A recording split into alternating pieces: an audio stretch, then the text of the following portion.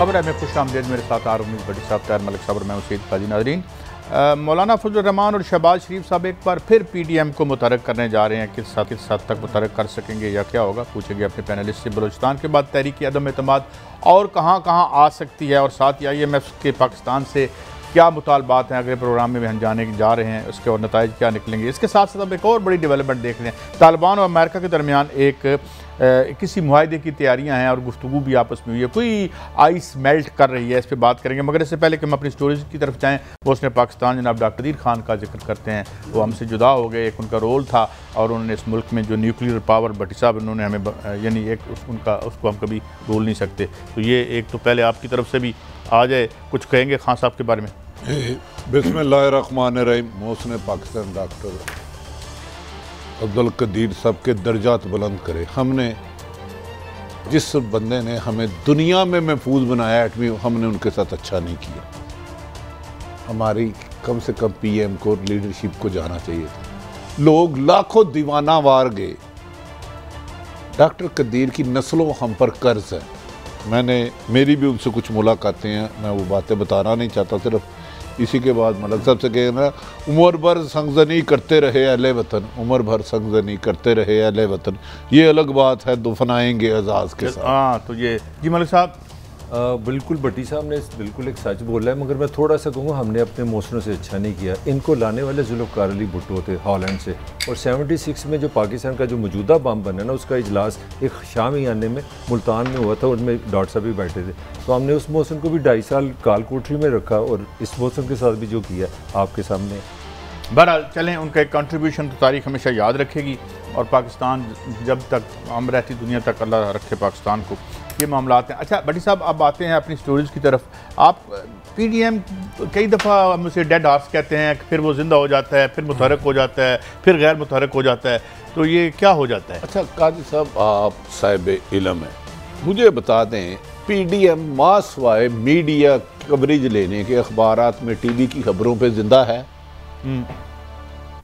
असल PDM थी जब पीपल्स पार्टी बीच में थी, ANP बीच में थी। उसके बाद PDM के जो सरबराह हैं वो असम्बली में इमरान खान के खिलाफ अदम एतमाद या एतमाद का वोट ही नहीं दे सकते, असम्बली में जा ही नहीं सकते। मरियम नवाज साहिबा ने, जिन्होंने PDM में बड़ी एक्टिव रही, उनका भी रोल वही है, बेचारे का कुछ नहीं है। दूसरा, मौलाना फजल रहमान अकेले कुछ लेने की कोशिश में उन्होंने 3 साल ज़ाया कर दिए। ये PDM मौजूदा हुकूमत को किसी भी स्टेज पे फ़ायदा तो दे सकती है, उसके ख़ात्मे का सबब नहीं बन सकती, क्योंकि इस PDM का मकसद अपने लिए अपने मुकदमात का ख़ात्मा है। ना इसमें महंगाई का इनका इशू है, ना बैड गवर्नर्स का इनका इशू है। इनके 90% लोग तो सारे नैब के मुल्ज़मान हैं। तो इन्होंने अवाम की जद्दोजहद क्या करनी, ठीक है, देखें ना आज क्या किया है। इससे पहले आपको याद होगा, PDM बनी, इमरान खान का रिज़ाइन मांगा, फिर कहा हम खुद रिज़ाइन देंगे, उस पर भी एग्री नहीं हो सके, फिर कहा डिस्ट्रिक्ट वाइज एहतजाज करेंगे, फिर पूरे मुल्क में एहतजाज किया, फिर मौलाना साहब को अकेले भेजा और सौदेबाजी करके खुद चले गए। तो अब PDM सिर्फ अखबारी हद तक तो ठीक है, मीडिया कवरेज लेने के लिए हमारी भी मजबूरी है। अच्छा मलिक साहब, ये देखिए, सारी सियासत जो इक़्तिदार की गुलाम गर्दिशों में जो साजिशों की बाज़गश्त सुनाई देती है, उस पर ये मुतहर्रिक हो जाते हैं। जब वहाँ से बाज़गश्त ज़रा थोड़ी धीमी होती है तो घर में बैठ जाते हैं। लगता है बड़ा अच्छा आपने कमेंट किया। असल में बदकिस्मती ये ना, जब आपका अपना कोई नज़रियाती गोल नहीं होगा, आपकी नज़रियाती सियासत नहीं होगी, अगर तो आपने अवाम की बात करनी है तो वो 5 साल पहले भी महंगाई थी, साल पहले भी थी, मसाइल बिजली भी है, कल फिर आप भी है, मैं वही कह रहा हूँ। तो जब आप इस तरह दाएं बाएं देख रहे हो, कहाँ पे अपॉर्चुनिटी बुनी है, इसी को कहते हैं मुफाद परस्ती। अब यहाँ पे आपको पता है, भट्टी साहब ने खबर भी ब्रेक की थी कि मरीम को पहले पता था कि एस्टेब्लिशमेंट में कुछ तबादले हो रहे हैं। तो मुझे लगता है कि ये हमारे जो सियासत की नाकामी है ना, एनर्जी हमारे अंदर की बजाय बाहर से आती है, इसीलिए लोग साथ नहीं आपके चलते। और जब तक आपके पास सोशल बेस ना हो, तो इक़्तिदार की गुलाम गर्दिशों में कुछ भी होता है। भट्टी साहब वाली बात है, आप प्रेस कॉन्फ्रेंस करेंगे, इकट्ठे हो जाएंगे। अब इन्होंने किया, इन्होंने एक तो इंप्रेशन ये पड़ गया था कि पता नहीं पार्टी मरीम की है कि शहबाज शरीफ की है। एक तो मरीम ने तय ही नहीं हुआ आज तक। अब नहीं, आपको थोड़ा सा फिर 15 दिन का रिलीफ दे दिया ना कि सदर साहब ने मुज़ाकरात किया, मौला ने 16 अक्टूबर को इकट्ठे हो रहे हैं। मरीम नजर नहीं।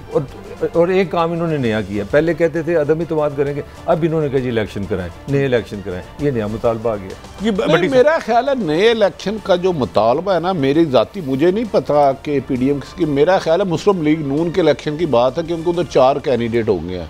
नवाज शरीफ तो सदाबहार सदर हैं, उसमें दो राय नहीं।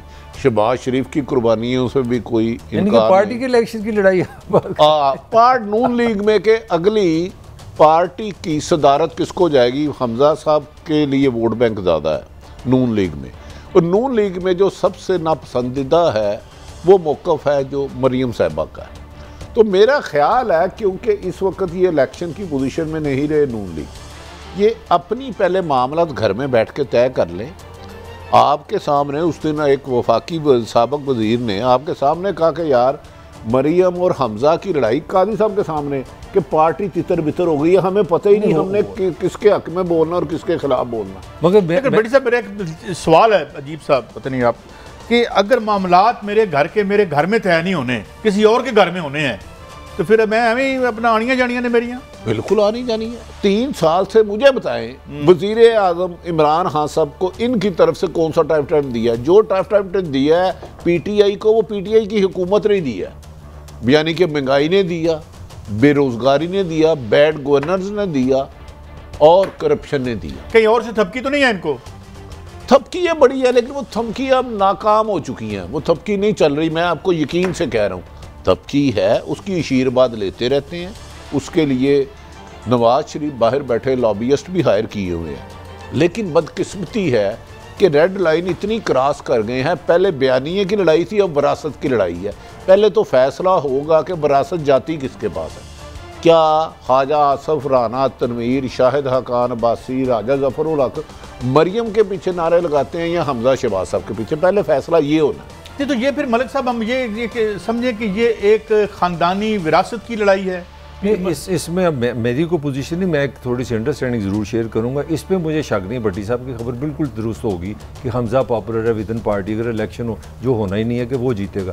मगर मैं ये आपको कॉन्फिडेंस से कह सकता हूँ, जो पॉलिटिकल पॉपुलैरिटी है, जो अवामी पॉपुलैरिटी है, उसमें मरीम नंबर 1 है। She is way ahead of Hamza. उसकी 2 रीज़न है, एक तो वो पॉपुलर टेस्ट में आई है, number 2 she is daughter of Nawaz Sharif, और जिसका नाम नून है ना। एक सवाल आता है इसमें, ये मुझे बताएं कि कोई मीनिंगफुल कोई मूवमेंट नहीं बना सकी वो, कोई ऐसा इम्प्रेसिव वो इकट्ठा नहीं कर सकी लोगों को, मतलब SUV में बैठ के आए, SU में चले गए, तहरीक थी उड़ा देंगे, 4 दिन रह गए, 3 दिन रह गए, 6 दिन रह गए। I would disagree with you. मेरा स्टार्ट बड़ा ठीक था, पॉपुलर था, बड़े बड़े जलसे कंसिस्टेंट नहीं चले, छोड़े वो हमारी वैसे बड़े जलसे कवर किए। मैं आपसे एक सवाल, मसाइल हल कर दिए उन्होंने कहा असल चीज है उसकी डॉटर ऑफ नवाज शरीफ, यही बताया। इसके अलावा और यार आप भी 25-30 साल हो गए यार, जल से हम भी। चले भट्टी साहब मुझे बताया, मैं आप वैसे आप कहेंगे अजीब सा सवाल करने लगा है, बड़ी बारिश हुई है, बड़ा बर्फबारी हुई है, बड़ी इस्लामाबाद में पता नहीं क्या हुआ, मौसम ठीक हुआ है कि नहीं? जरा ये इस्लामाबाद और पिंडी के मौसम में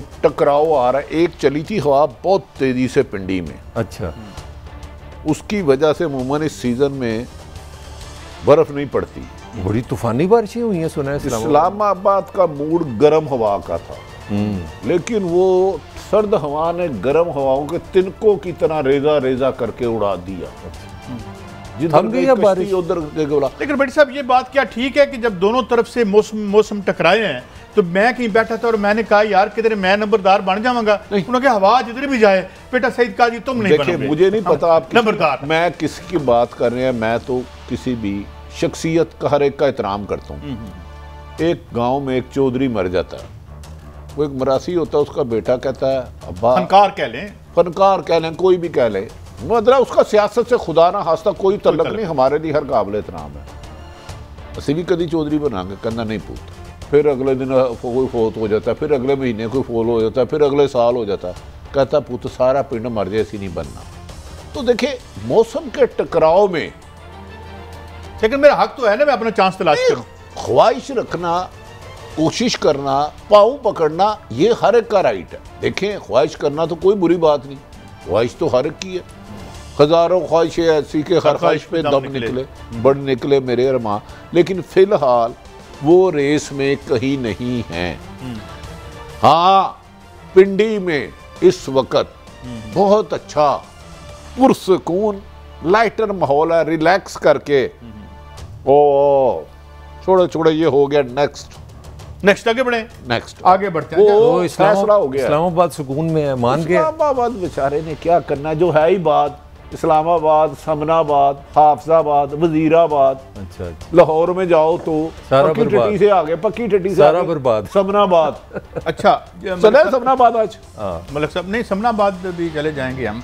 ये हुजूर बताएं कि बलूचिस्तान को में तहरीक-ए-दम एतमाद 14 लोगों ने साइन कर दिए हैं। 14 ने में से 10 ने किए, उसमें 38 की उनको हमायत हासिल है। आपको पता है ये उनका कोई 1 महीने से झगड़ा जारी है, और जाम साहब जो पॉलिटिकल पार्टी वहाब थी उसके प्रेसिडेंट थे, तो सदारत उनको छोड़नी पड़ी। पहली एक नेगेटिव चीज़ है। फिर उन पर इल्ज़ाम बड़े संगीन लग रहे हैं कि जो करप्शन है, नाअहली है, गवर्नेंस नहीं है, जो टिपिकल होता है। तो अब हालांकि सुनने में ये है, ये पहले भी हो चुका है, मगर पहले इसे लगा था कि जब बात शुरू होती थी कोई रोकथाम हो जाती थी।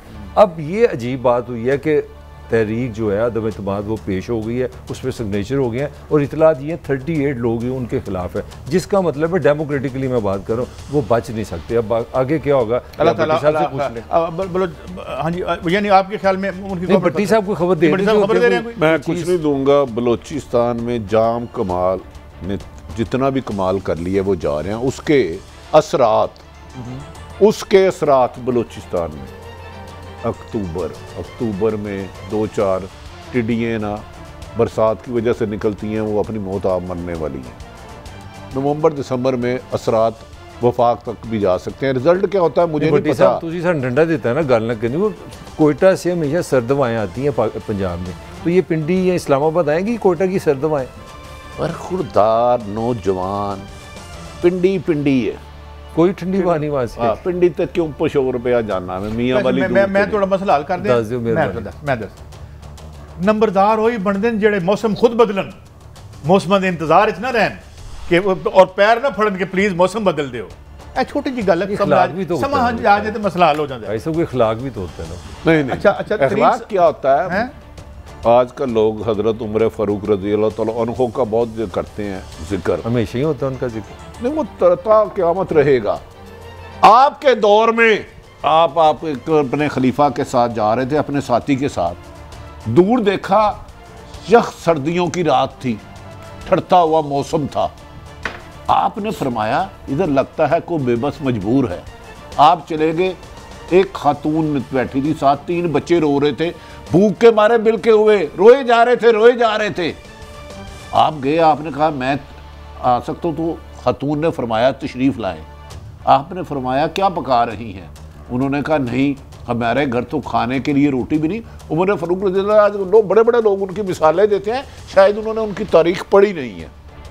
मैं तो उनकी खाक के बराबर भी नहीं हूँ ना। मैं तो अलग साहब आप तो वजो। उस औरत ने फरमाया हमारे पास तो खाने के कुछ लिए नहीं, मैं कह रहा हूँ बच्चे रो रो के सो जाए, तो ये उन्हें चक्कर देने के लिए रखा। आपने फरमाया कि क्या कि वजह है, तो तुम्हें पता है? उन्होंने कहा सारा जिम्मेदार मेरा हाकिम वक्त है, उमर फारूक रज़ी अल्लाह तआला अन्हु है। आपने फरमाया उमर साहब को पता है? उन्होंने कहा वो कैसा हाकिम वक्त है, अगर उन्हें मेरा इस बात का नहीं पता तो फिर हाकिम वक्त क्यों है? आप वहाँ से उठे, अपने पीठ पे अपने वजन उठाया, चावल घियाँ उस वक्त की जो भी खुराक थी, आपके साथ जो साथ थे, उन्होंने कहा नहीं सर आप नहीं, हम उठाएंगे। उन्होंने कहा नहीं, रोज़े अशर वाले दिन तूने मेरा साथ देना है। अपने पीछे सामान रख कर गए, खाने पीने की जो भी खुराक थी, उस खातून के पास गए, खाना शहद और जो सामान दिया पकाया, तो उसने कहा खातून ने कि मेरा हाकम आप जैसा होना चाहिए, मेरा हाकम आप जैसा होना चाहिए था। उमर फारूक रज़ी अल्लाह तआला अन्हु ने फरमाया, आंखें नम थी कि कल खलीफा के पास आना, उधर कहीं शायद मैं भी आपको नज़र आऊँ। आपका टाइम ज़्यादा ले रहा हूँ क्योंकि कुछ लोगों को खालिद बिन वलीद से सल्तनत लेने का वाक़या याद है, लेकिन असल वाक़या नहीं कि हज़रत ये कर कौन सकता था। बेसिकली आप हुक्मरानों की जिम्मेदारी बता रहे हैं, तो मुझे समझ आ रही है। नहीं, मैं कुछ और बता रहा हूँ, समझ गए समझने वाले। खातून अगले दिन गई, दीगर साहबान भी थे, आप खलीफा वक़्त थे, आप बैठे हुए थे, खतून गिड़गिड़ा के रोने लग पड़ी मुझे माफ़ कर दे कि मुझसे गुस्ताखी हो गई, मुझे नहीं पता। जो रात मेरे घर अपने वजन पे सामान लाद के आया था वो मेरा खलीफा है। आपने कहा नहीं, आप उस वक्त इधर तशरीफ रखें, जब तक मुझे रात की गलती की माफ़ी नहीं देंगी। आपने 600 या कुछ दरम दे के उससे अपनी माफ़ी मांगी, इसलिए उन्होंने कहा था खालिद बिन वलीद के अलावा मैं सरबराह और ला सकता हूं। वो किसी के कंधों पे सवार हो के खलीफा वक्त नहीं बने थे। जिम्मेदारी भी देखें। बहरहाल आपने उनका क्या है, कहीं को कुत्ता भी भूखा सो जाए तो मैं के किनारे अगर कोई तो ऐसे काम के लिए फिर ऐसे किरदार लाए चाहिए। हम तो उनकी पाँव के खाक के बराबर भी नहीं है सब। चलें बहरहाल आगे बढ़ते हैं भट्टी साहब। उसके साथ ये कि अच्छा जहांगीर तरीन साहब की मैंने आपको कोई एक शॉर्ट सुनवाना है, वो जरा सुनाएं जी। हुकूमत का महंगाई नहीं कंट्रोल कर सकी, उससे आवाम को बहुत तकलीफ है और ये इस वक्त और सारे काम छोड़ के हुकूमत को सिर्फ और सिर्फ महंगाई को कंट्रोल करने की कोशिश करनी चाहिए। महंगाई कंट्रोल होती है सप्लाई और डिमांड से। वक्ती तौर पे अगर गंदम आ जाए बाहर से, चीनी आ जाए बाहर से, तो इस वक्त इतनी महंगाई गंदम की और चीनी की ना होती। तो इन चीज़ों के अंदर मेरा ख्याल है बेहतर पॉलिसी बनाने की ज़रूरत है। मैं तो नहीं, आप ही बता दें। ये बड़ी मैंने ही ऐसी बात लगी, कुछ देर खामोश रहे हैं और महंगाई पे बात कर रहे हैं। हालांकि जब 3 अरब की जो सब्सिडी दी गई थी पंजाब से, उसके ये खुद बेनिफिशरी थे और इन पे तासर ये था हुकूमत की तरफ से जैसे ये इन्वॉल्व हैं किसी साजिश में पैसा बनाने में, मगर वो तो एक डिफरेंट पोजीशन ले रहे हैं कि ये मामला अच्छा नहीं भट्टी साहब नहीं हो रहा। यानी आप समझते हैं कि ये जो PDM भी मुतहरक हो रही है और साथ ही जहांगीर तरीन साहब भी मुतहरक हो रहे हैं, कोई इसमें कोई है कारी साहब? मेरे ख्याल में मौजूदा PTA की हुकूमत मोहतरम इमरान खान साहब 5 साल पूरे करेंगे। अगले महीने, अभी मैंने पिछली बात में कहा था, MQM भी मीटिंग कर रही है कि हमारे से वादे किए गए पूरे नहीं किए गए, हमें धोखा दिया गया, लेकिन वो प्रॉपर मौसम का इंतज़ार कर रहे हैं। 15 अक्टूबर के बाद ना मेरा ख्याल है लंदन का टाइम 5 घंटे का फ़र्क हो जाता है। ये वेदर बहुत मैटर करता है हालात वाक़यात के मुताबिक। काफ लीग ने भी कल रात मीटिंग की है कि हमारे साथ वादे पूरे नहीं हुए और बाप भी ये डिस्कशन शुरू होगी, लेकिन नवंबर में, अक्टूबर में बाहर की घड़ियाँ, लंदन का आजकल 4 घंटे फ़र्क है और अमेरिका का 9, और फिर वो 10 हो जाता है या 5 हो जाता है। बाहर रहते हैं, मुझे तो इतना नहीं पता। 1 घंटा की हो जाए तो ये चलती रहेगी, लेकिन इमरान खान की हुकूमत को PDM से कोई खतरा नहीं, मुझे कहीं नजर नहीं आता। हो सकता है आपको नजर आता हो। मौसम आपको पता, कभी सर्दी कभी गर्मी। KPK का तो जिक्र नहीं किया। परवेज खटक साहब भी तो अपने 22 लोगों को लेके बैठे हुए हैं यार। परवेज खटक ले चुके हैं, बलोचिस्तान का आ गया है, इधर जहांगीर तरीन साहब के पास 40 आदमी है। कितनी निशानियां आपको मलिक साहब इसमें क्या फौरी तौर पर जो है मियां नवाज शरीफ साहब बहुत पॉपुलर हो गए हैं? नहीं बात नवाज शरीफ की बात सिंपली ये है कि इमरान खान साहब एक सियासी जमात लेके आए थे जिसका नाम है PTI। इस पर मैं कॉन्फिडेंस से आपको कह सकता हूँ, PTI तबाह बर्बाद है, उसमें कोई ऑर्गेनाइजेशन नहीं, तंजीम साजी नहीं, उसके और जो PTI तबाह बर्बाद हुई है इसका तकरीबन 2-4 घंटे या 2 दिन पहले MQM को पता चला है, फिर चौधरी परवेज इलाही साहब को पता चला है, फिर जहांगीर तरीन साहब को पता चल गया। 15 लड़ाइयाँ हो चुकी हैं, बस इतनी मैं कह सकता हूं। फौरी तौर पर एकदम मुतहरक हुए हैं। तो अभी भी इतना आइए भट्टी साहब। नहीं हाँ जी देखें, मैंने आपको 3 खत लिखे, मेरे सनम तेरा खत मिला, खत में तूने खत लिखने को लिखा। आप मेरे 3 खतों की परवाह नहीं कर रहे, तो मुझे क्या जरूरत है बार बार आपको खत लिखने की। आपने कभी वो चेक कैश होते हुए देखा? आप बैंक चेक भेज दें और उस पर साइन ना हो, ये नहीं होता। बड़ी लंबी कहानी है। लंबी कहानी में देखें ना, PTI की थोड़ी सी जो कहानी है, मैं आपको, मेरा कोई पर्सनल गुस्सा थोड़ा देखे, पॉलिटिकल पार्टी की यार PTI कोई हुकूमत को नून लीग से कोई खतरा नहीं। मैं बताऊं कहां से खतरा है। हो सकता है खाली घूमते चेंज आपसे कोई इख्तिलाफ नहीं। प्रोड्यूसर साहब जरा वो अपना डॉक्टर अमर लियाकत का चलाएं जरा ट्वीट, आपको बताऊं मैं कहां से खतरा है। चले पढ़ें जी, पढ़ लें, आप पढ़ लें। वो मतलब आपस में लड़ाई होनी है। फवाद चौधरी ना जरा मेरी साहब मेरे मामलात से फासला रखे, मुनासिब कौन यार, आराम से एक पे पाँव रखे। फवाद चौधरी साहब मेरे मामलात से फासला रखें, मुनासिब रहेगा, वरना मेरा थप्पड़ आप यार ये क्या, ये तो आगे थप्पड़ नहीं, कुछ थप्पड़ की जिक्र है, क्योंकि मेरा गलत तो नहीं पढ़ रहा। मेरी थप्पड़ आपके थप्पड़ के आगे टिक नहीं सकेगा, बेहतर है। लेकिन वैसे मलिक साहब, अगर गल मेरे दोस्त और भाई आमिर लियाकत साहब से आ गई है तो फिर मैंने सियासत छोड़ देनी चाहिए। नहीं, काई साहब बड़ी सिंपल बात करें, भट्टी साहब ही बोलेंगे। मैं भट्टी साहब से कह रहे थे उनको कोई खतरा नहीं। नहीं मैंने कहा ये देखे खतरा। मैं अर्ज कर रहा हूँ, ये आमर लियाकत सब हमारे दोस्त हैं। हाँ भाई हमारे। मेरी बात सुने ना, नवाज शरीफ मुल्क से भागा हुआ, शहबाज शरीफ उसका बयानिया हलक नहीं, पीटीआई में यकीनन इख्तलाफात हैं, इसमें दो राय नहीं है, लेकिन अपोजिशन बेचारी इतनी बिखरी हुई, एनआरओ की मारी हुई, करप्शन में मुलव्वस, मुबैना करप्शन में मुलव्वस होने की वजह से इमरान खान के लिए खतरा नहीं, मजबूती का बायस बनती है। मेरी ये राय है। मैं नहीं कह रहा पीटीएम में इख्तलाफ राय नहीं है, मैं हरगिज़ नहीं कह रहा। आप मुझे बड़ी कहानियां सुनाते हैं, मेरी 2 लफ्ज़ों की कहानी। मैं बारानी जमीन के रहने वाला एक किसान, मेरे दादा बारानी रानी आ गई ना, बेचारे फसल बो के तो आसमान की तरफ देखते रहते थे, हुण बारिश आई कि हुण बारिश आई। तो इसका किसी इस वाक्य से मैं नहीं जोड़ रहा जो यहाँ पे सियासत हो रही है। जो सियासत हो रही है ना, बारिश उनके घर नहीं पड़नी, मैंने आपको बता दिया। उनकी तो आप ये कहना चाह रहे हैं कि यहाँ पे बारिश से मतलब वोट वोट का कोई ताल्लुक नहीं, बारिश से बता रहे, मैं फसल की बात कर रहा हूँ, मैं बारिश की बात कर रहा हूँ। वो बारानी रानी सुना, आपको क्या पता? महारानी और रानी बिल्कुल सही है। महारानी के लिए वहां बनना पड़ता है, रानी साहब में लगता है। इलेक्शन बंद करा दे, ये क्या टाइम जाया कर रहे हैं हमारा। इलेक्शन करते रहते हैं हमसे। इलेक्शन तो 23 में होने हैं, आपको किसने कहा? मलिक साहब काजी साहब कहाँ लिखा इलेक्शन होने हैं? तो ये सारे जो 3 दफा वज़ीर आज़म बने थे, ये इलेक्शनों के साथ आए थे। मैं यही कह रहा हूँ ना, हमारी टाइम बचाए, पैसा बचाए। अच्छा आगे बढ़ते हैं। अच्छा, फंडिंग केस के हवाले से क्या खबरें हैं ताज़ा तरीन? मलिक साहब वो भट्टी साहब से लें, मुझे ऐसा ही। देखिए, फॉरेन फंडिंग केस एक मजबूत केस। फरूख हबीब साहब का मैं शॉर्ट सुनवा दूं आपको, कुछ उनकी राय आई है पीटीआई। जी प्लीज।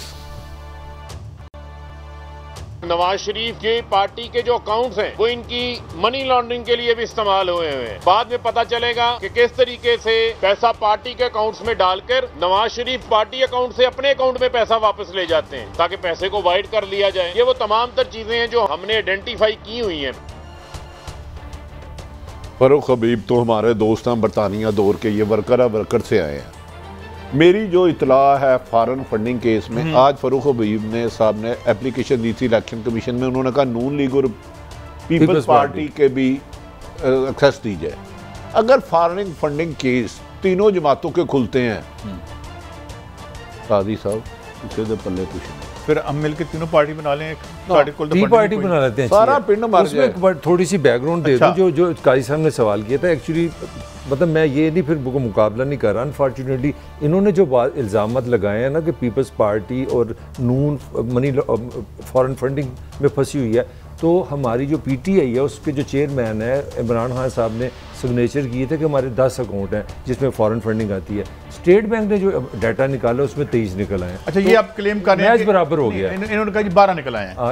ये पार्टी के और नून लीग के 12 मैच बराबर है। अच्छी बात है। देखिए, और वैसे मनी लॉन्ड्रिंग तो इनमें से किसी ने कभी की? मैं बताता हूँ, नेड़ों नहीं लंगे। एक बात तारीफ ना करूंगा तो सहाफत से ज्यादती होगी। जब से 3 साल बने हैं वज़ीर आज़म इमरान खान, 3.25 साल, एक पैनी का उन्होंने बाहर महल नहीं बनाया, या मलिक साहब कह दे। बाकी पीपल्स पार्टी और नून लीग के महलात अगर बैरून मुल्क ना हो तो मैं चोर की सजा मेरी सजा। यार किसी की अच्छी काम की जहाँ पीटीआई पे तनकीद होती है, मुझे बताएं कभी आपने सुना है कि इमरान खान का बहुत अच्छी बात, वो एक सुन ले, क्रिकेट से कमाया, यूके में एक फ्लैट बनाया, वो पाकिस्तान लाए। लेकिन क्या मेरा ख्याल है वज़ीर आज़म इमरान खान वाहिद आदमी है जिनके बैरून मुल्क कोई प्रॉपर्टी नहीं है, कोई है तो मुझे नहीं पता। कम से कम बहुत अच्छी बात। मेरा एक सवाल है आपसे, बहुत अच्छी बात है, और मैं समझता हूँ हमारे सारे हुक्मरान अल्लाह करे ऐसे हों जो इस मुल्क से कमाएं। नहीं, मेरा सवाल तो आप ले लेना, मुझे आप बिल्कुल न्यूट्रली बताएं कि 3.5 साल में मुल्क के अंदर क्या करप्शन खत्म हुई है, कोई बीमारियां कम हुई हैं, आम आदमी को फायदा हो? तो मेरे लिए इस तरह की बातों का मुझे क्या है फायदा? मैंने ब्रेक लेनी है क्या आप भले मानसून करते हैं करप्शन खत्म होती है?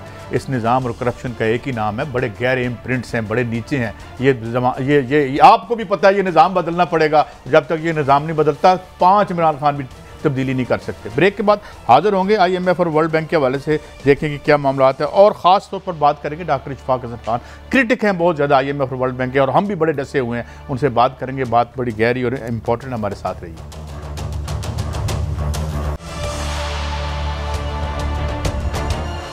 Welcome back. हमारे साथ हैं जनाब डॉक्टर इशफाक हसन खान साहब। जनाब thank you very much for your time. Doctor साहब, डॉक्टर साहब बस इतना अर्ज कर दूं, फिर आगे बढ़ेंगे। दोस्त भी बात करेंगे कि आप उन यानी टॉप इकोनॉमिस्ट में से हैं जिन्होंने हमेशा क्रिटिकल रहे IMF और वर्ल्ड बैंक के जो भी हमारे प्रोग्राम्स हैं, और उनका जो अब अनरेवल कर रहा है ऑलमोस्ट उसी तरीके से है जैसे आप पॉइंट आउट करते रहे हैं।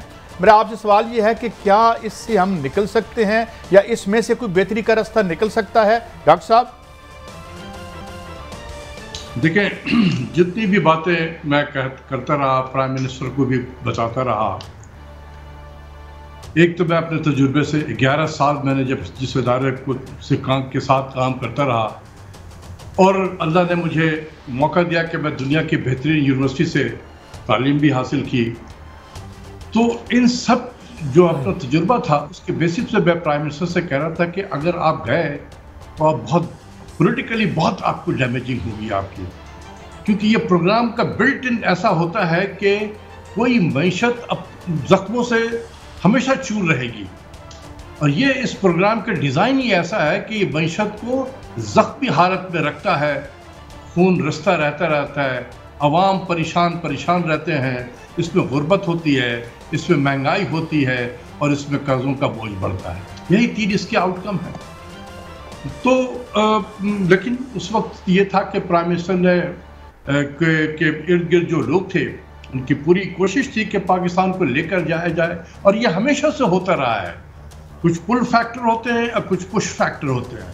कुछ मुल्क के अंदर से पुश करते हैं, वो उधर से पुल किया जाता है कि लाओ इसे घेर कर हमारे पास में। और जब कैबिनेट के वजीर कहना शुरू कर दे कि नहीं सर अगर नहीं गए तो ये तबाही होगी, ये बर्बादी होगी, तो मैं एक अकेला आदमी क्या कह सकता था?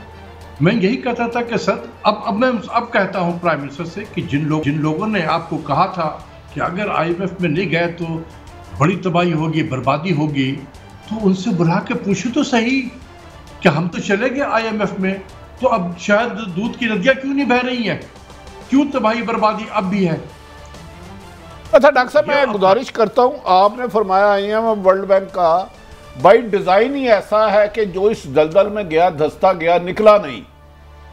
क्या बिल्कुल क्या जिंदगी में कोई ऐसा वक्त आएगा कि हमारे हाकिम वक्त, जब आपने प्राइम मिनिस्टर ऑफ पाकिस्तान को बताया भी कि फैक्ट्स अगर आप इसमें रहते हैं तो तबाही बर्बादी है, क्या हम इससे निकल नहीं सकते? कोई ऐसा रास्ता नहीं है? आपने उन्होंने उसको कोई ऑप्शन भी दी कि नहीं? आपने ऑफ कोर्स बहुत ऑप्शन दिए।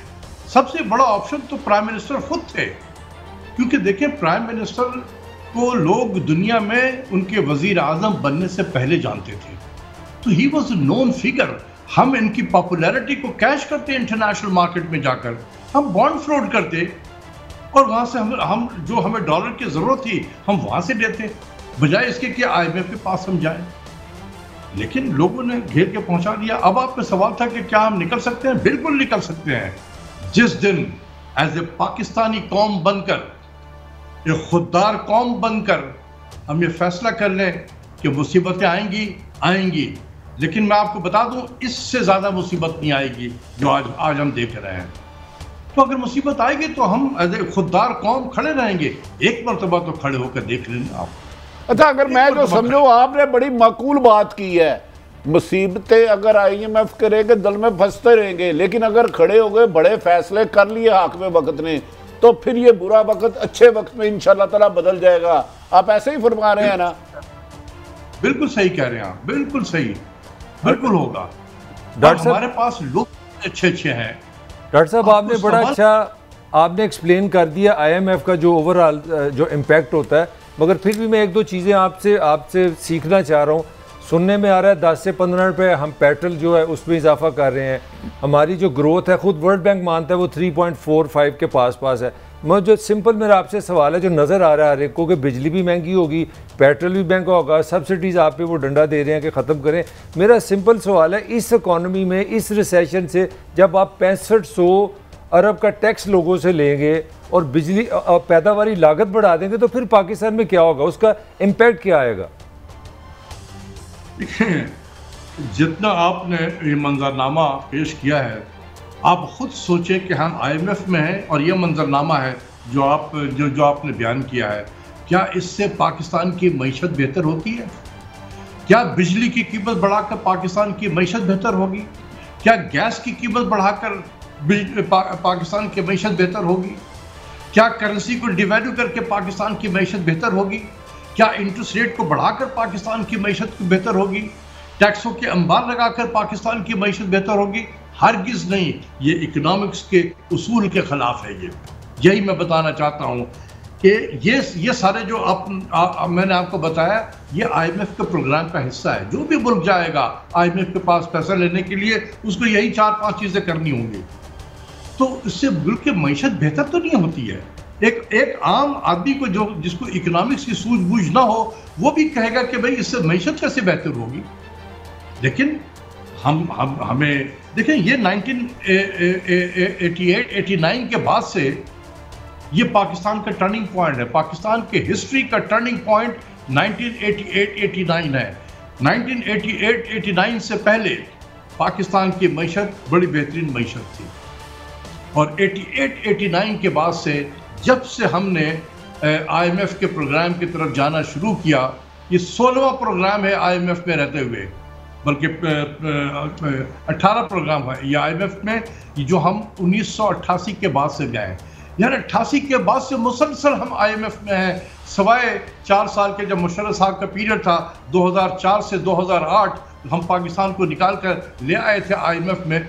उसके बाद से पहले और बाद में हम मुसलसल IMF में हैं। आप खुद सोचें कि जब आप कोई आप में से बीमार हो, आप एक डॉक्टर के पास जा रहे हैं, मुसलसल उसके पास आपका इलाज चल रहा है, सालों इलाज चल रहा है, तो अगर आपका मर्ज ठीक ना हो तो आप क्या करेंगे? आप डॉक्टर को बदलते हैं, ये दवाएं बदलते हैं। हम न डॉक्टर बदलते हैं न दवाएं बदलते हैं। वही में 32-33 साल से यही मेडिसिन खाए चले जा रहे हैं। नहीं डॉक्टर साहब, अदब के साथ, डॉक्टर और दवाएं नहीं बदलते, बल्कि मर्द बढ़ता जा रहा है, बल्कि मुझे लगता है लाइलाज होने के करीब पहुंच चुका है।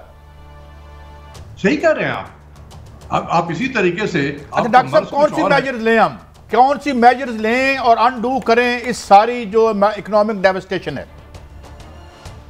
सबसे पहले जो लोग हेलीकॉप्टर से उतारे गए हैं, इनको खुदा हाफिज कहें। जो हेलीकॉप्टर से उतरे हैं वो हमारे नहीं है। ये जिसने उतारा है, ये उनके एजेंडे पे काम करते हैं। तो सबसे पहला काम यह है। दूसरी चीज यह है कि 3 साल से मैं मुसलसल एक बात कह रहा हूं, गालिबन आपके प्रोग्राम में भी मैंने कहा था कि इस वक्त पाकिस्तान की जरूरत यह है कि Pakistan should pursue aggressive and yet selective import compression policy. यानी कि आप 10-15 आइटम को आइडेंटिफाई करें और उसको, बहुत सारे तरीके हैं उसको बैन कर देने के लिए, उसको डिस्करेज करने के लिए, 100% कैश मार्जिन लगाएं, सब कुछ करें ताकि आप अपने डॉलर सेव करें। हमने क्या किया कि अभी स्टेट बैंक ने इकदाम किए, 114 आइटम पे हमने 100% कैश मार्जिन लगा दिया, और वो 114 आइटम जो हम इंपोर्ट कर रहे हैं उसकी कुल मालियत $1.1 बिलियन है। ये मजाक नहीं है। तो ये कौन लोग हैं? यही हेलीकॉप्टर से उतरने वाले लोग हैं जो प्राइम मिनिस्टर को कहते हैं सर देखिए मैंने तो बहुत मेजर्स ले लिए। डॉक्टर अशफाक तो कहता है 8-10 आइटम, मैंने तो 114 आइटम के पे ले लिया, हमने कैश मार्जिन लगा दिया 100%। डॉक्टर साहब मैं एक आम $1 है। डॉक्टर साहब एक आम सा एक इम्प्रेशन है, क्योंकि आप एक्सपर्ट हैं, आप हमें क्लियर कर सकते हैं। ये कहा जा रहा है कि अफगानिस्तान का जो क्राइसिस है, जो इस वक्त तालिबान वहाँ पे हैं, वो पाकिस्तान की इकॉनमी के लिए नेगेटिव जा रहा है। यहाँ से डॉलर वहाँ पे जा रहा है। एक ज़माना था जब पहले डॉलर आता था, तो वाकई पाकिस्तान की इकॉनमी पे मज़ीद हीट आई है बिकॉज ऑफ अफगानिस्तान के? ये ऐसे ही मतलब लोग बातें कर रहे हैं। जो लोग पाकिस्तान की मैशत को बर्बाद कर रहे हैं, उन्होंने ही ये शूशा छोड़ा कि यह अफगानिस्तान की वजह से हो रहा है। कौन पाकिस्तान की मैशत को बर्बाद कर रहा है, और ये किसके मफाद में है ये कहना कि ये अफगानिस्तान की वजह से पाकिस्तान की मैशत तबाह हो रही है? किसके मफाद में है ये कहना? आप अच्छा डॉक्टर साहब, एक सॉरी मैं माफी चाहता हूं, मैं बिल्कुल इंटरजेक्ट कर रहा हूं। मुझे ये बताएं कि पहले मेरी बात हो चुकी, कितने % इंपोर्ट है जिसे हम खत्म कर दें तो हमारी जिंदगियों में कोई फर्क भी नहीं पड़ेगा और हमारी मैशत सेहतमंद हो सकती है? देखिए, ये तो मैं तो मोटे मोटे आइटम का आपको बता सकता हूँ। आज भी देखें 3 साढ़े 3.5 करोड़ रुपए की गाड़ियां यहाँ पे पोर्ट पे पड़ी हुई हैं क्लियरेंस के लिए। कौन मंगा रहा है ये गाड़ी? उसको अगर डॉलर में कन्वर्ट करें, मैं तो रुपये में 3.5 करोड़ बता रहा हूँ, जिसमें 52 लाख रुपए जो है उसकी ड्यूटी दी जा रही है उस पर। तो आप इस किस्म की चीज़ों को आप बाहर से इंपोर्ट करेंगे, लग्जरी आइटम, 2,500 हजार सीसी की गाड़ी, 2,000 हजार सीसी की गाड़ी, 4,000 हजार सीसी की गाड़ी इंपोर्ट हो रही है। खुदा के वास्ते इस मुल्क को जरूरत नहीं है इन गाड़ियों की। आप 1300 से ऊपर की सीसी की गाड़ी पे पाबंदी लगा दें कि 2 साल कोई इंपोर्ट नहीं करेगा। आप देखें 3-3.5 बिलियन डॉलर आप यहां से इंपोर्ट को बचा सकते हैं। इसी तरीके से ये मोबाइल फोन आप देखें, $2.5 बिलियन के हमने मोबाइल फोन इंपोर्ट किए। क्या अगर हम इंपोर्ट ना करें तो क्या पाकिस्तान तबाह हो जाएगा? बंद कर दे 2 साल के लिए, 2-2.5 बिलियन आप यहां से बचाएंगे। इस तरीके से बहुत कुछ कर सकता हूं, बता सकता हूं, लेकिन ये एक्सरसाइज करने की जरूरत है कि आप बैठे सर जोड़कर, मुझे कहें मैं आपको निकाल कर दे दूंगा। अच्छा डॉक्टर साहब, वजीर खजाना हमारे जा रहे हैं, वाशिंगटन जा रहे हैं, इसी महीने में जा रहे हैं। मैं लंबा सवाल नहीं करता, मुख्तसर बताएं इस मौजूदा विजिट से IMF से पाकिस्तान में बेरोज़गारी और गुर्बत और महंगाई 3 चीज़ें हैं, इस पर क्या इम्पेक्ट आएगा? देखिए, IMF के प्रोग्राम में रहते हुए गुर्बत भी बढ़ती है, महंगाई भी बढ़ती है, बेरोजगारी भी बढ़ती है, क्योंकि उसका प्रोग्राम का डिज़ाइन ही ऐसा है। अब हमारे वजीर ख़जाना चले जाएं तो क्या कर लेंगे जाके वहाँ पर? देखें, IMF के प्रोग्राम जो है, इससे पहले भी गालिबन आपके इसमें मैंने कहा था, ये एक वॉशिंगटन कंसेंसस कहलाता है। ये 4-5 पॉलिसीज़ पे एक कंसेंसस है 3 इदारों का, world bank, IMF and United states treasury, वजारत खजाना अमेरिका। तो आप ये इनका कंसेंसस है। एक IMF जो है अमेरिका के बगैर पूछे हुए तो कैसे पॉलिसीज को बदल सकता है? 3 इंसान के दरमियान में एक कंसेंसस है कि जो भी IMF से पैसा लेने के लिए आएगा उसको ये काम करना है। अच्छा डॉक्टर साहब, मैं एक छोटा सा अर्ज करने लगा हूं। एक तो आपने फरमाया जो हेलीकॉप्टर से बैरून मुल्क से दीमक आ रही है वो पाकिस्तान को चाट रही है। दूसरा आपने फरमाया कि कुछ वुज़रा थे जो वज़ीर आज़म को पुश कर रहे थे, उन वुज़रा को आपने कन्विंस नहीं किया कि भाई ये मुल्क ख़त्म हो जाएगा, आप तो अरबपति हो, आपको तो फ़र्क नहीं पड़ेगा, 90% लोग एक वक्त की रोटी से भूखे मर जाएंगे। ये वो भी हेलीकॉप्टर वाले एजेंडे पे ही हैं वो वुज़रा। उन 4 में से एक वजीर जो थे, उन्होंने मुझे डिनर पे बुलाया और मुझे कन्विंस कर रहे हैं कि यार ये तुम ये बातें क्यों कर रहे हो कि हमें नहीं जाना चाहिए IMF में, क्योंकि अगर इसके बगैर अगर हम रहेंगे तो बड़ी तबाही होगी। और मैं उनसे कहता था कि आप क्या बातें कर रहे हैं यार, आप तो इतने सीनियर आदमी हैं, आप ये क्या बातें क्यों कर रहे हैं? लेकिन उनके लोगों को मैंडेट दिया गया था, उनकी स्ट्रेटेजिक प्लेसमेंट थी लोगों की, वो अपना काम कर रहे थे। मतलब वो भी किसी एजेंडे पे थे, माफी चाहता हूँ, जितना मैं समझ सका हूँ। ऑफ कोर्स, इसमें 2 ओपिनियन तो है ही नहीं है। अच्छा डॉक्टर साहब, आपने 2 मदों में कहा कि 2 मद ऐसी हैं जिसमें हम कुछ $5-6 बिलियन एक मोबाइल फोन और गाड़ियों में बचा सकते थे। अभी हमें पेट्रोल आप जानते हैं हमारे गाड़ियों में और सॉरी पाकिस्तानी बनकर बैठे और ये मुल्क के लिए सोचेंगे तो आप $8 से $9 बिलियन बचा सकते हैं। अब $8 से $9 बिलियन हम बचा सकते हैं, तो 6 बिलियन हमें हर साल लेने की जरूरत क्या है? मैं यही तो कह रहा हूं, मैं यही कह रहा हूं, साल के 6 बिलियन नहीं है, ये 3.25 साल में 6 बिलियन है, और उससे कहीं ज्यादा पाकिस्तान पे कर्जों का बोझ और तबाही जो मची है वो $50-60 बिलियन से ज्यादा की हो गई। डॉक्टर साहब, एक और पाकिस्तान का जहाँ से खून रस रहा है वो है हमारा IPPs का ये जो गर्दिशी कर्जा है, 3,000 अरब को हम टच कर रहे हैं। आप पहला तो मेरा सवाल है कि कोई इकॉनमी इस तरह सस्टेन कर सकती है इतनी बड़ी ब्लीडिंग के बाद? अगर आप इससे एग्री करते तो इससे किस तरह जान छुड़ा सकते हैं हम पाकिस्तान में? देखिए, अभी पाकिस्तान ने IPPs के साथ बैठकर एक मुआहदा किया है। मेरे नज़दीक ये बहुत ज़बरदस्त मुआहदा है, और ये इस पे अमल दरामद अगर हो जाता है ठीक से तो ये हम इस गर्दिशी कर्जे से हम निकल आएंगे बिल्कुल।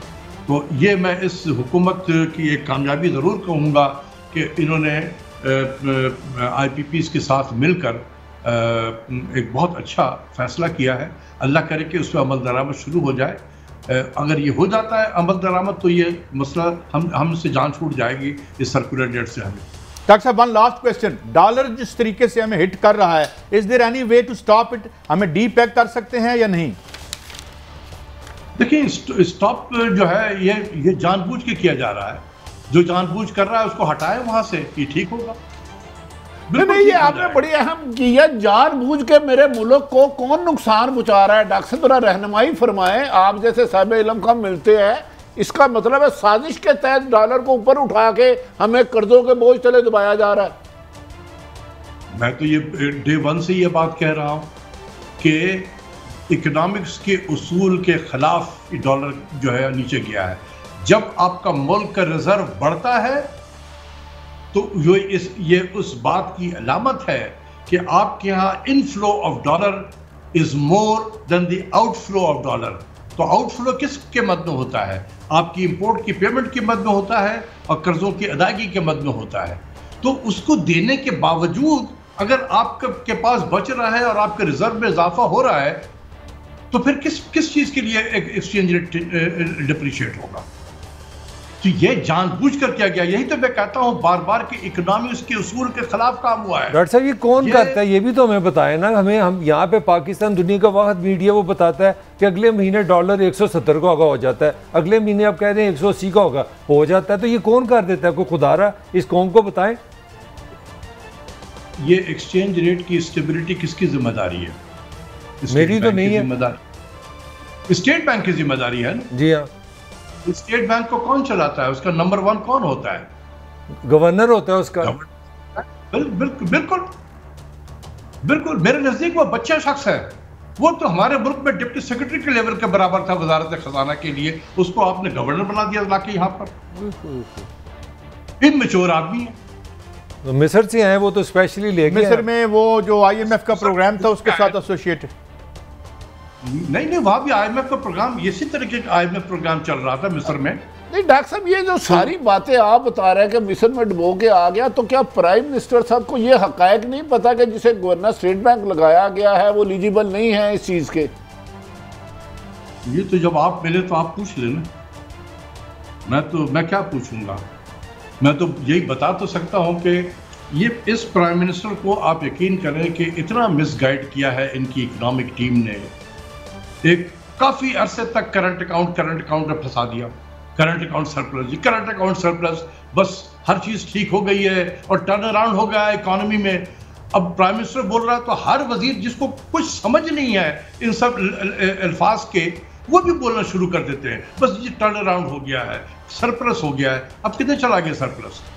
उसी सरप्लस से सरप्लस जनरेट किया गया है, उसने बहुत ज्यादा तबाही फेरी है इस मुल्क की। और मैं चीख के बताता रहा कि सर ये जो सरप्लस जिस तरीके से आपको हासिल की जा रही है, ये 10 बीमारियों को जन्म दे रहा है। 10 बीमारियों को ये जन्म दे रहा है। समझने की कोशिश कर रहे हैं, लेकिन बस बहुत आपने you are on the target और बहुत आपने हमें एनलाइटन भी किया और इसका बहुत सारे इसमें शायद जवाब भी मिल सके। आपका बहुत शुक्रिया। एक ब्रेक, और ब्रेक के बाद हम जब आएंगे तो अमेरिका और तालिबान के दरमियान मुआहिदों की तैयारियों की बात भी करेंगे और थोड़ी सी इसमें भी गुफ्तगू करेंगे जो 2-4 बातें डॉक्टर साहब ने हमें बड़ा समझाया। तो एक ब्रेक के बाद दोबारा हाजिर होते हैं।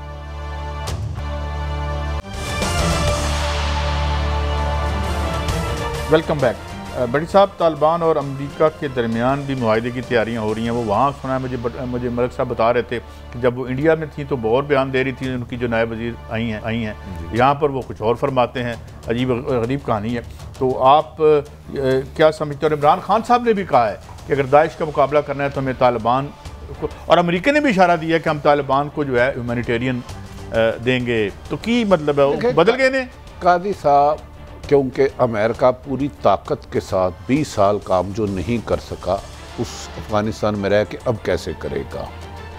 मुमकिन ही नहीं है। लेकिन अमेरिका की जो आई थी नायब वज़ीर ख़ारजा, भारत में वो कुछ बोली इधर बोली। हमें अमेरिका से ज़्यादा उम्मीदें वाबस्ता नहीं करनी चाहिए। आज मैं कल वज़ीर-ए-आज़म पाकिस्तान का इंटरव्यू सुन रहा था, उन्होंने कहा है कि दाइश का ख़त्म सिर्फ और सिर्फ तालिबान कर सकते हैं। तो लेकिन अमेरिका नहीं चाहता इस रीजन में अमन हो। कादी साहब, अमेरिका ने जो 20 साल वहाँ तेल फेंका है आग लगाने के लिए, उसे आग बुझाने के लिए नहीं फेंका। अब वो मज़े लेना चाह रहा है। असल देखें ना, दूसरी तरफ चीन ने 2-3 दिन पहले उनकी जो गल्फ टाइम्स है, उसने लिखा है कि अमेरिका हमें तीसरी जंग की तरफ धकेल रहा है, आलमी जंग की तरफ धकेल रहा है। ये लड़ाई हैं सुपर पावर्स की, बीच में एक पाकिस्तान है।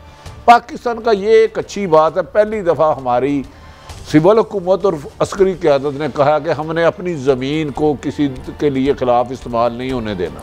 तो इसके असरात तो आएंगे अभी मेरा ख्याल आने वाले दिन। लेकिन मलिक साहब उसमें हम अगर देखें तो चीन भी जो है वो ताइवान के हवाले से टेंशन जो है बढ़ रही हैं, और कश्मीर में जो उसकी रेशा दवानियाँ हैं इंडिया की वो तो आपके सामने ही हैं।